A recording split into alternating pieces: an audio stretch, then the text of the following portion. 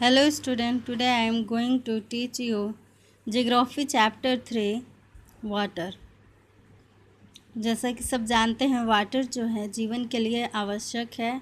बिना वाटर के हम कोई भी काम नहीं कर सकते हैं, न खाना बना सकते हैं, यहाँ तक कि हमारे बिना वाटर के प्यास भी नहीं बुझ सकती है।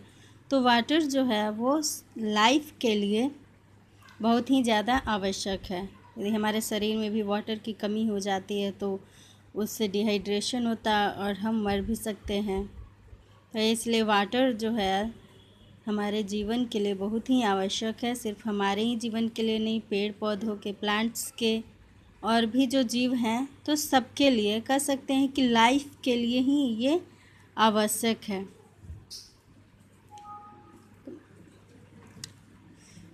वाटर जो है 3 स्टेट में यानी कि 3 रूपों में अर्थ पे मौजूद है, solid, liquid and gaseous form में।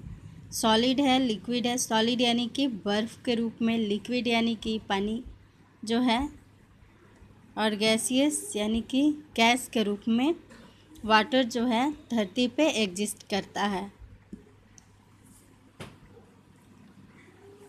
तो जो भी वाटर वेपर या वाटर जो है, जो पोलर रीजन में आइस कैप है यानी कि पोलर रीजन में जो बर्फ़ जो हैं तो वो सब मिल करके ये हाइड्रोस्फेयर बनाते हैं यानी कि जलमंडल बनाते हैं। यानी कि सारा जो है वाटर का ही रूप है। नेक्स्ट है कि इवेपोरेशन क्या है। तो evaporation the process by which water change into water vapour, यानी कि इवेपोरेशन जो है ये भी एक वाटर का ही फॉर्म है। तो वो प्रोसेस जिससे वाटर जो है वाटर वेपर में चेंज होता है उसको इवेपोरेशन कहते हैं। जैसे कि हम वाटर को जब हम गर्म करते हैं तो उसमें से भाप निकलता है, उसी को हम वाटर वेपर कहते हैं और इस प्रक्रिया को हम इवेपोरेशन के नाम से जानते हैं। ट्रांसपिरेशन क्या होता है। तो वाटर वेपर जो है वो प्लांट्स के द्वारा भी छोड़ा जाता है, यानी कि प्लांट्स में भी वाटर की मात्रा होती है और वो प्लांट्स जो है लीव्स के ज़रिए यानी कि अपनी पत्तियों के ज़रिए वाटर को भाप के रूप में छोड़ती है, बाहर निकालती है। तो इस प्रोसेस को ट्रांसपिरेशन कहते हैं, यानी कि वो वाटर वेपर, वो भाप जो कि पौधों द्वारा जो निकाली जाती है, छोड़ी जाती है, तो उसको ट्रांसपिरेशन कहा जाता है। इसी प्रक्रिया को ट्रांसपिरेशन कहा जाता है। ह्यूमिडिटी क्या है। तो the amount of water vapour present in the atmosphere is known as humidity, यानी कि एटमॉस्फेयर में वाटर वेपर की जो मात्रा है, कितनी प्रेजेंट है वाटर वेपर की मात्रा, तो उसको हम ह्यूमिडिटी कहते हैं। कंडेंसेशन क्या है। तो excess vapour changes into tiny droplet of water, यानी कि जो जब वेपर जो है बहुत ज़्यादा मात्रा में हो जाता है, उसकी अधिकता हो जाती है, तो वो वाटर के टाइनी ड्रॉपलेट यानी कि छोटी छोटी बूंदों में वो चेंज हो जाता है। इसी भाप को बूंदों में चेंज होने की जो प्रक्रिया है, इसी को कंडेंसेशन कहते हैं। तो कंडेंसेशन जो है वाटर वेपर का जो कंडेंसेशन के कारण ही क्लाउड बनता है, फॉग बनता है, मिस्ट बनता है और ड्यू बनता है। क्लाउड्स क्या है। तो visible masses of floating water droplets और ice crystal are called clouds. Clouds क्या है। तो जो हम देखते हैं आसमान में फ्लोटिंग वाटर ड्रॉपलेट, जिसको हम बादल कहते हैं, तो वो दरअसल क्या होता है कि फ्लोटिंग वाटर ड्रॉपलेट्स होते हैं वो, यानी कि ड्रॉपलेट यानी छोटी छोटी वो जो बूंदें हैं, तैरती हुई बूंदें, या कह सकते हैं आइस क्रिस्टल। कभी कभी हम देखते हैं कि बारिश जब होती है तो छोटे छोटे पत्थर भी गिरते हैं। वो पत्थर जिसको क्या, बर्फ़, छोटे छोटे जो बर्फ़ जो हैं वो गिरते हैं, बर्फ़ के पत्थर कह सकते हैं। तो आइस छोटे छोटे गिरते हैं, तो ये आइस क्रिस्टल जो हैं ये वाटर ड्रॉपलेट ही ज़्यादा जब ठंडा हो जाता है तो वही आइस क्रिस्टल में चेंज हो जाता है। तो वाटर ड्रॉपलेट या फिर आइस क्रिस्टल जो है वो जब फ्लोट करता है, तैरता है आसमान में, तो उसी को हम क्लाउड कहते हैं। फॉग क्या है? A fog is a very dense cloud of minute, क्या है फॉग? मतलब कि बहुत ही ज़्यादा ये वाटर जो ड्रॉपलेट होते हैं, मतलब छोटे छोटे माइन्यूट, यानी बहुत छोटे छोटे जो वाटर ड्रॉपलेट होते हैं, तो उनका घना बादल, यानी कि वो जब एक जगह बहुत ही ज़्यादा घना होते हैं आसमान में, वो फ्लोट करते रहते हैं, तो उसको हम फॉग कहते हैं।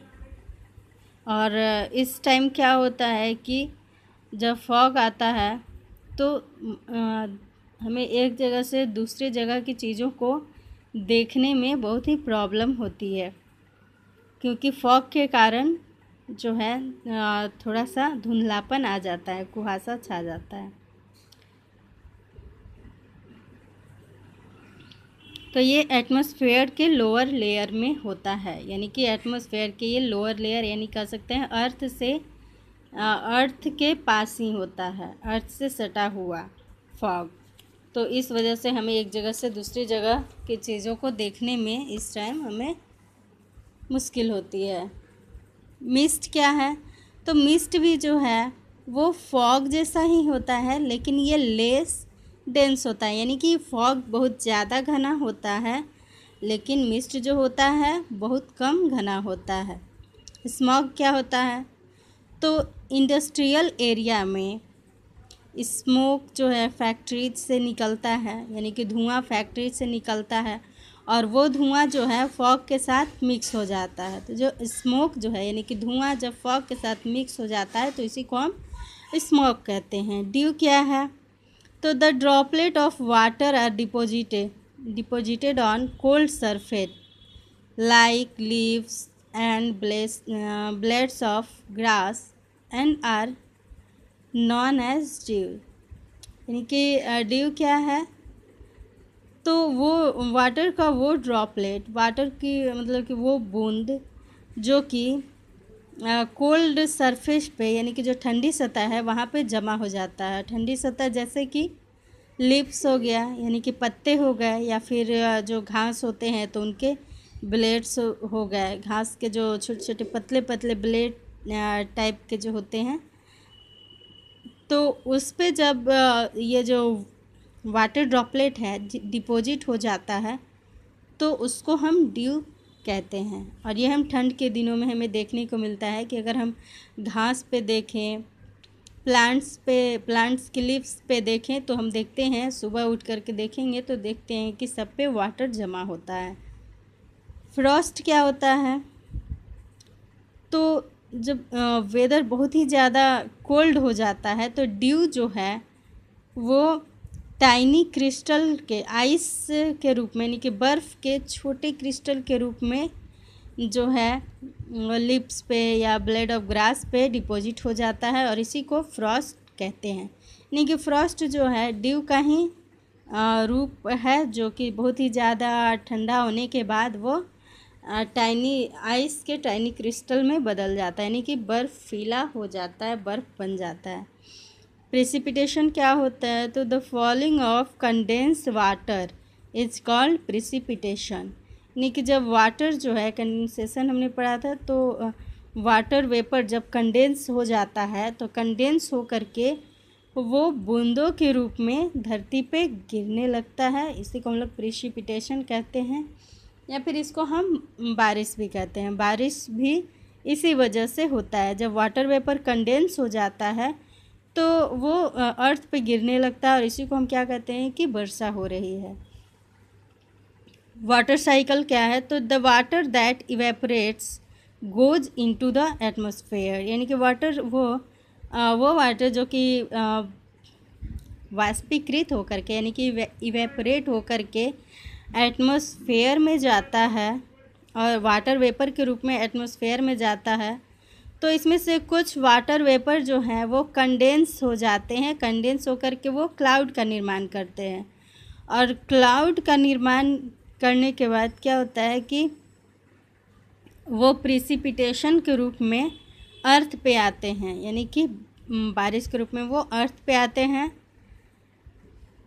और यही जो साइकिल है, इवेपोरेशन, कंडेंसेशन और प्रिसिपिटेशन, तो ये हमेशा ये साइकिल जो है होते रहता है। यानी कि वाटर पहले क्या होगा, इवेपोरेट हो करके और वाटर वेपर के रूप में जाएगा ऊपर की ओर। क्या होता है कि जब कोई भी चीज़ जो है जब वो गर्म होता है तो वो, और अधिकतर गैसेज जो होते हैं वो गर्म होकर के हल्की होती हैं, हल्की होकर के वो ऊपर की ओर जाती हैं। तो वाटर जो है इवेपोरेट होकर के ऊपर की ओर जाएगा। उसके बाद वो कंडेंस होता है ऊपर में। जब वो जब उसमें कोल्डनेस आएगी, ठंडापन आएगा, तो वो कंडेंस हो जाएगा। और कंडेंस होने के बाद क्या होगा कि प्रेसिपिटेशन हो जाएगा, देखिए बारिश हो जाएगा। और यही हमेशा होते रहता है, बारिश हो जाएगी, बारिश होकर के अर्थ पे आएगा, फिर वो वाटर है जो फिर से वो